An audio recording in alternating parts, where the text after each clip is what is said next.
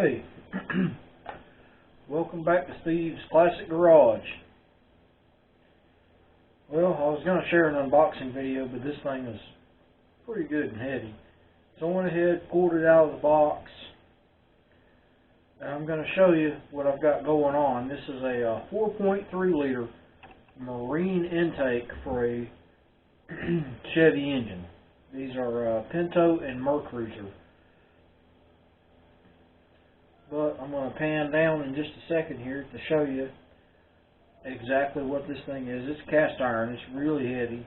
I mean, I've had a lot of people say use the AUS injectors, which you can do that. That's perfectly fine. They make them in several different sizes. They're going to cost you the same as this.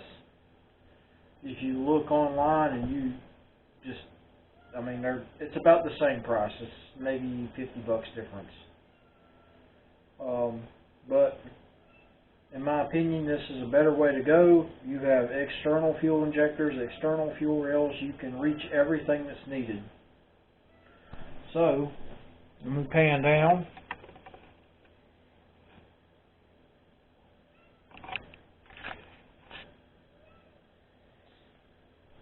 And we can see what we have here. Pan all the way. So, this is the bolt kit. This came with this ICT billet. You get all the bolts for this adapter. This is an LS4 adapter. It's ICT 560. The part number is LS4 intake to LS3 bolt pattern, LS1 drive-by-wire DBC adapter. And I'll let you see exactly what we have there, if you can see that. So this is an LS4 throttle body adapter to a 3-volt, and this actually does fit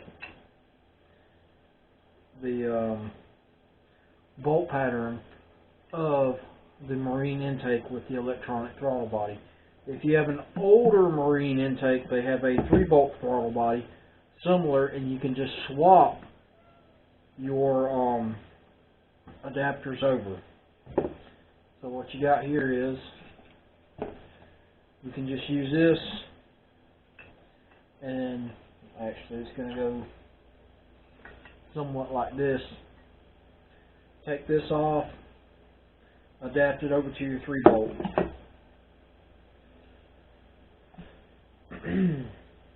So this is your intake water port. Water port for cooling. That's where your throttle. Good Lord. Thermostat body's going to go. Thermostat and everything goes right here. This is the upper portion of the plenum. Move this over to the center here if I can get a grip on it.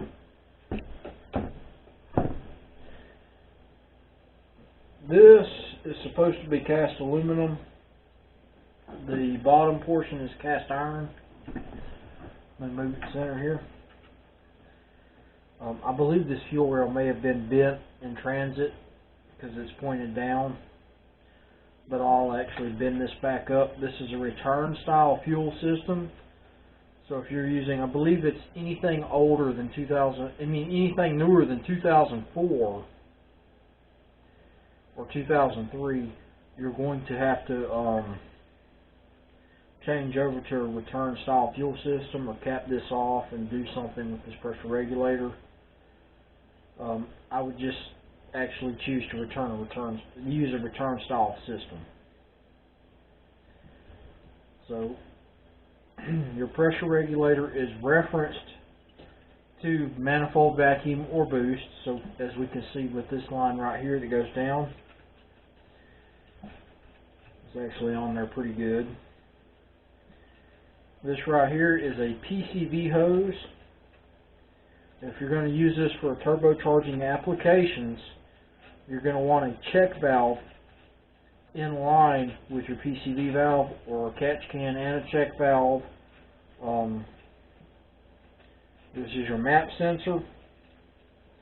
This is going to have to be changed out when you're using this for boosted applications. If you're using this for a standard application, you're still going to have to change this out because this is a 4-wire. The temperature sensor is included with this, and it is actually possible to use this, but you're going to have to come up with a 4-wire connector. And if you're using a speed density tune, what you're going to need to do is connect the temperature sensor part to here as well. But you can use a factory style map with this. You just unbolt it, it comes right off. Again, we have the fuel rails. These are, I believe, on the best research I could do. These came up with as 24 pound per hour injectors. Again, this thing is cast iron, and there's a couple of ports on it we need to discuss. This guy's probably going to come out. I believe this is a coolant port, so we're going to attach a heater hose here. And as far as I know, this is another heater port, and I'm thinking this is an EGR port based on my own research. It feels like it when I stick my finger in there. This is for exhaust gas recirculation. Certain models have EGRs, some do not. I'm going to leave it plugged. My model does not have EGR, but we're going to uncap this and have an area for a heater hose or stalk if there's a sensor that comes out of there. Again, these are a Vortex style intake. These have 8 bolts, so 1, 2, 3, 4, 5, 6, 7, 8. These are not going to work on the earlier style heads where you had throttle body injection or a 12 volt intake. I do believe that there is one for those, but I am not sure, because those did not fit my application, and this is what I'm going with. So this is what I have. I'm going to turn it one more time, let everybody get a good look at it. Again, this right here, if you can see it, I'm going to pull it off. This is for the PCV valve. It's going to go to the PCV, and that's what this is for. But if you're going to run a turbo or a supercharger, you're going to want to run a check valve so that pressure does not flush back into your crankcase. Map sensor. This is your distributor hole. Standard cast iron intake. Injectors. These use an EV6 style plug, which is commonly available. I have them. Let me see if I can find one real quick.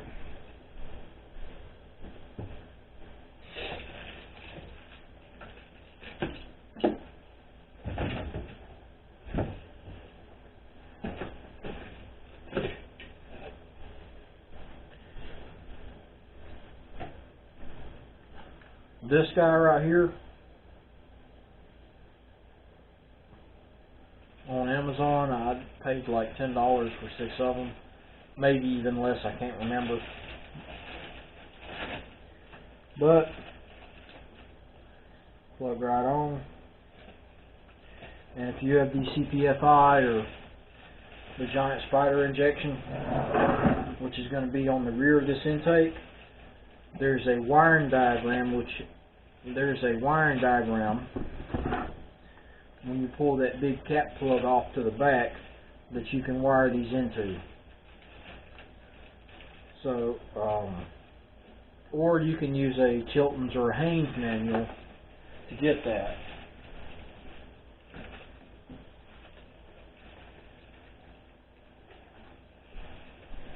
Just for reference, I had to go pull this off a shelf, but we're going to go all the way to the back here. So we can go to your Chapter 12 Chassis Electrical System. And we're going to look for something that has the fuel injectors.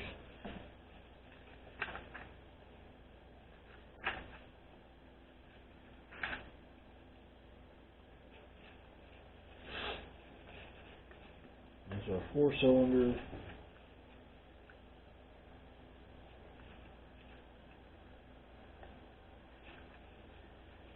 This takes a second of research.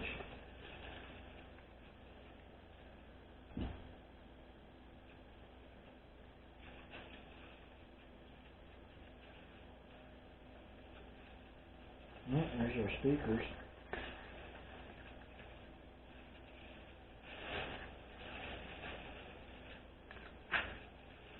I might have been wrong. Nope, here we are. So you can get that out of any Haynes manual. So your injector controls 2, 3, 5, and 4. And then the other ones I assume are over here.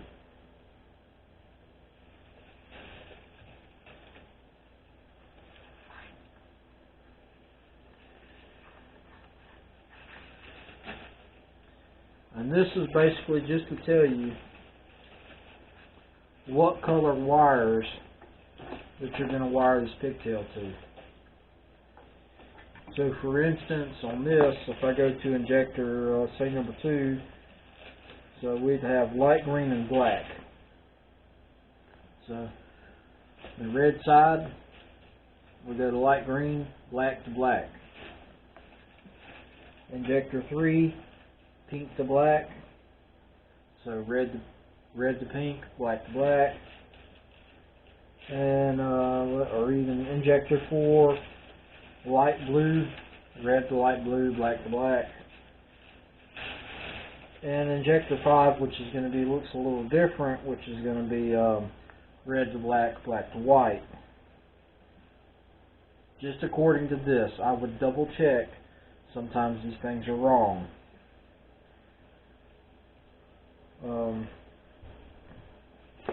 But yeah, this should be a pretty simple, straightforward bolt-on install using this. Now, if you're going to use this as for a vehicle swap application, you'll notice these 2 big dimples on top. A big one here and then one here.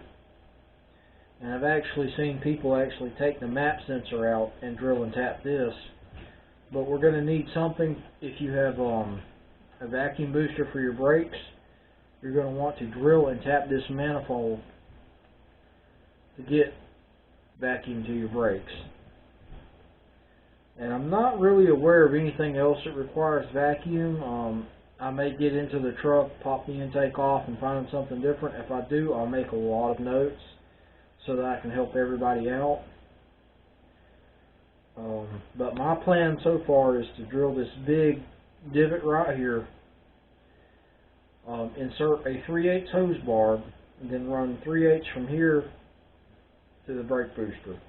Of course, I'm going to use vacuum hose, which is measured in 30 seconds of an inch, and I think it's like 15 30 seconds or 11 30 seconds, something like that, because it's not going to collapse like fuel hose. And as far as this, I have a GM 2-bar map sensor that I'm going to be using with the turbo. I mean, that's basically it.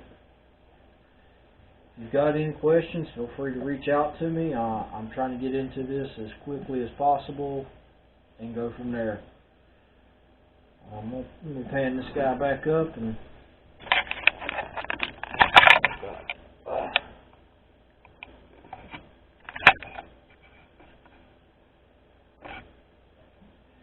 I just want to say I appreciate anybody that's following this, and I'm trying to get a write-up as quickly as possible on all the parts and equipment and materials that I've used. But, you know, I'm trying to be an adult. It's just me by myself. I'm running a service company and all of that at the same time, trying to keep everybody serviced on that end so I can make money to do this in addition to working on other people's vehicles and starting with this turbo project. But anybody that's been watching, it's coming. Just give me a little bit of time. I'll get you what I can. And then as soon as I start the install, I'm going to be doing an update on everything that I'm using. Adapters, gaskets.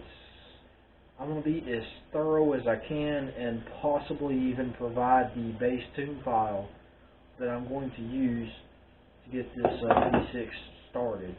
And of course I'm going to try to take it to a dyno if I can find a good one to let you know and get it tuned that way. If not, this is going to be street tuned, and it's going to take, let's just say it's going to take a little while to get that done, because you can't exactly run these things wide open on the street. But I appreciate it, and thank everybody for watching.